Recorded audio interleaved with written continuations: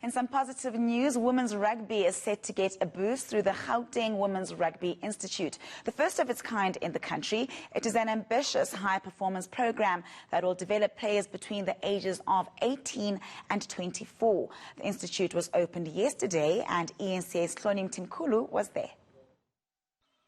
Having seen the progress made in football, netball and cricket, rugby administrators are dreaming of something better for their sport.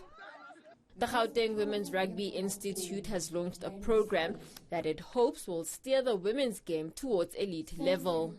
It's about how do we then make sure that the next generation gets better than we do. How do we ensure sitting here today or standing here today that we are working towards the professionalization of women's sport, because that's what we need to work towards. 30 players will be offered high-performance rugby and academic qualification through the Institute of Sport, as well as accommodation.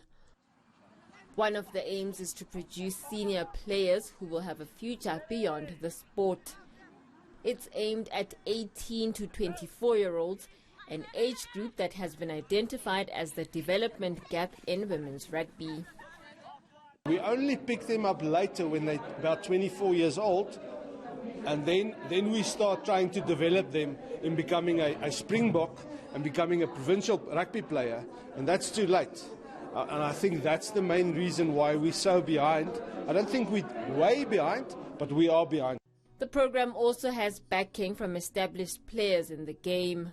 We have come a long way, but I believe that there is an even longer way to go, and there is so much potential. And I think that the Gauteng Women's Rugby Institute is actually actively unearthing and tapping into that potential, so that in the near future we may have a professional league. We may have, all these great things that come from women's rugby.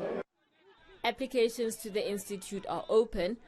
The program gets underway in February 2021. Hloni Mtimkulu, Johannesburg.